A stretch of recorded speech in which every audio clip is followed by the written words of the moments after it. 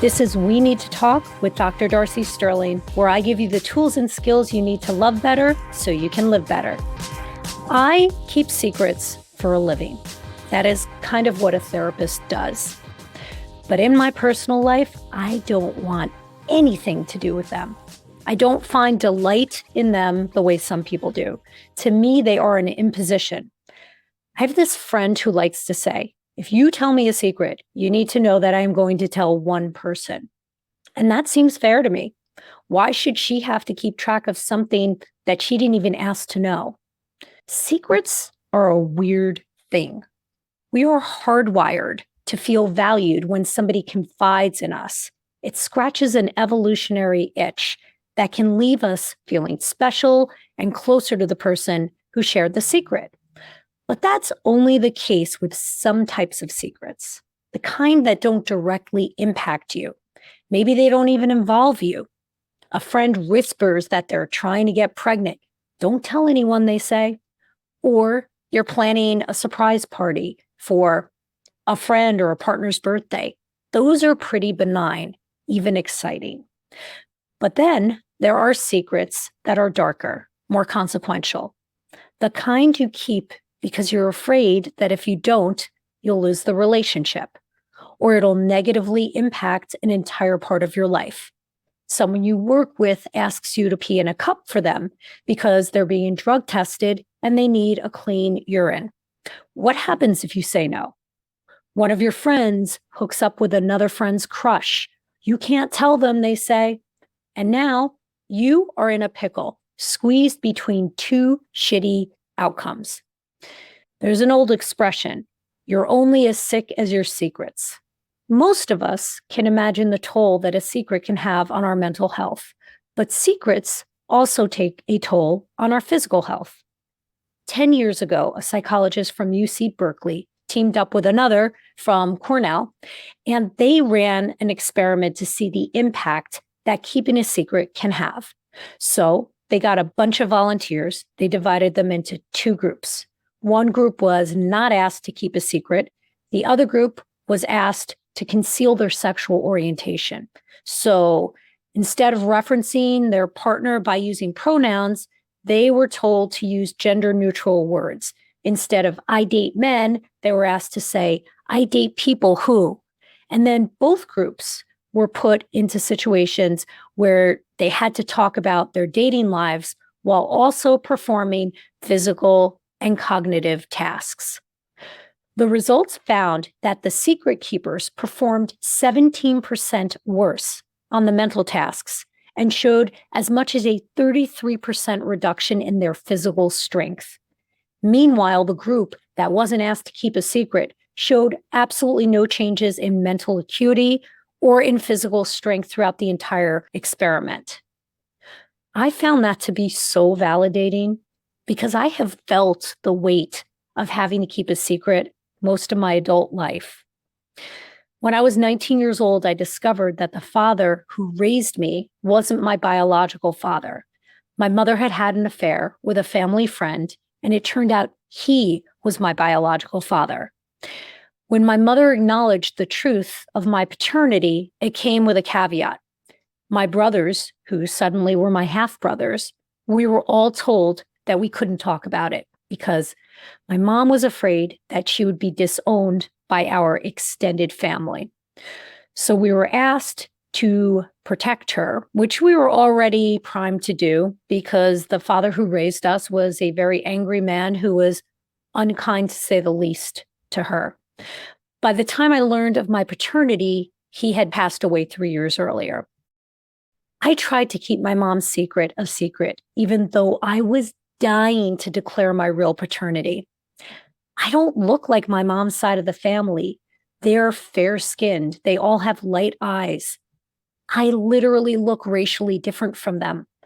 The idea of not having to answer the question, where did Darcy come from?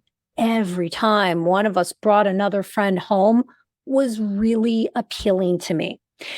And my biological father, who I'd known my entire life, he had two daughters very close in age to me, who I'd also known my whole life, and I wanted a sibling relationship with them. So my mom suggested that I do that quietly. There's nothing wrong with being private, she would say. This seems like a good place to distinguish between being private from keeping a secret. So, privacy is when you pace your disclosures to coincide with the depth of your relationship and the closeness that you feel towards the other person.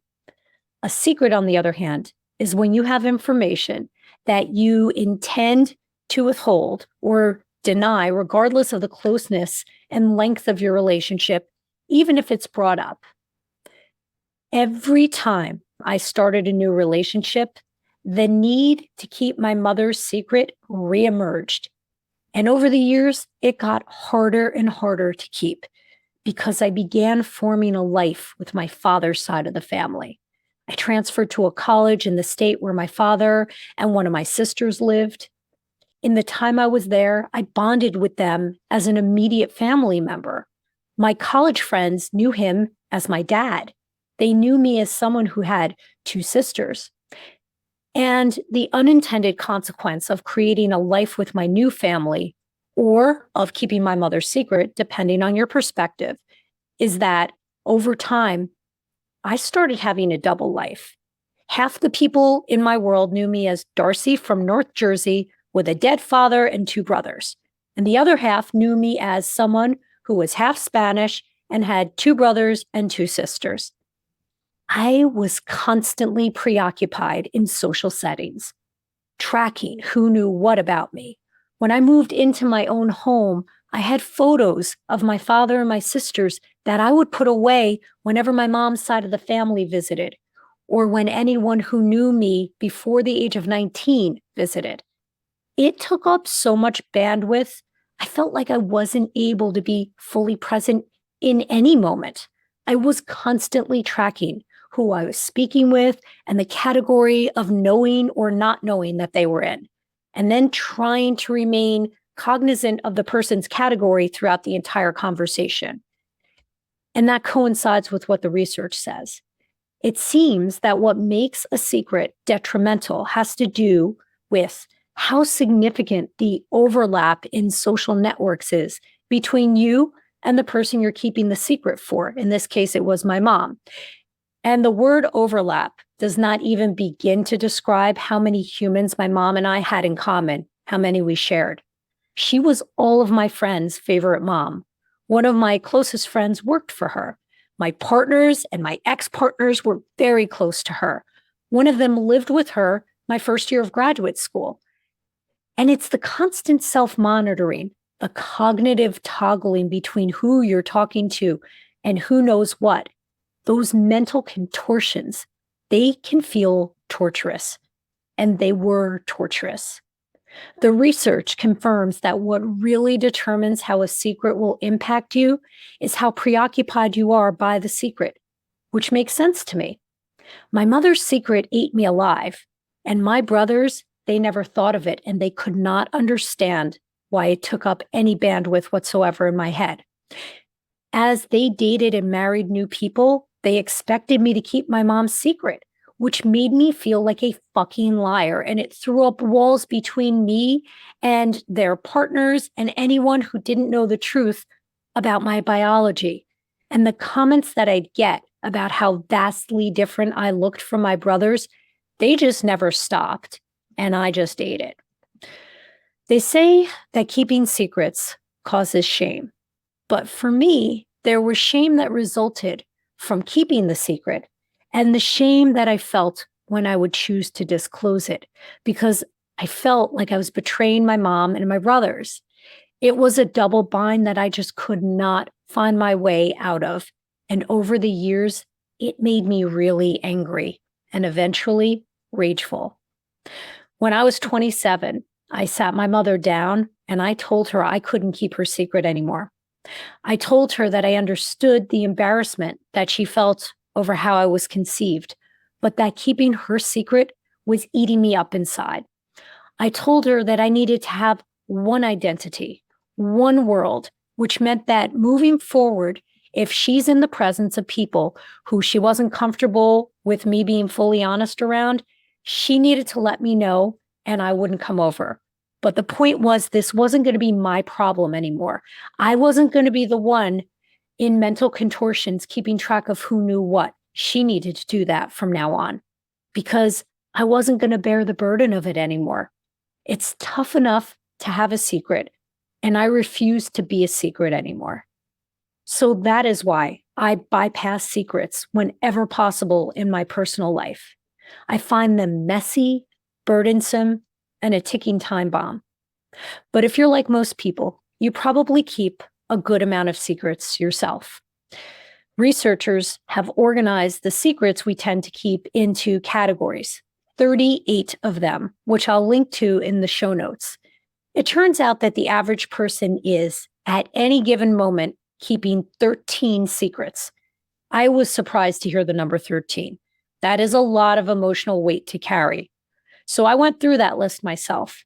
I am a soft yes to 2 of the 38 categories of secrets. And to be honest, I'm not even sure I really meet criteria for those 2, but it seemed arrogant or like maybe I was in some level of denial. So I found a way to land in 2 of them. But I also think that my childhood experience or my young adulthood experience of carrying the burden of my mother's secret rendered me like rigorously honest. I'm not an actress.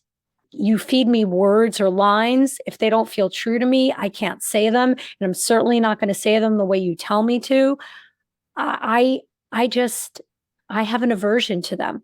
But you should definitely take the time to look at those categories yourself. And what I'll say about secrets is this.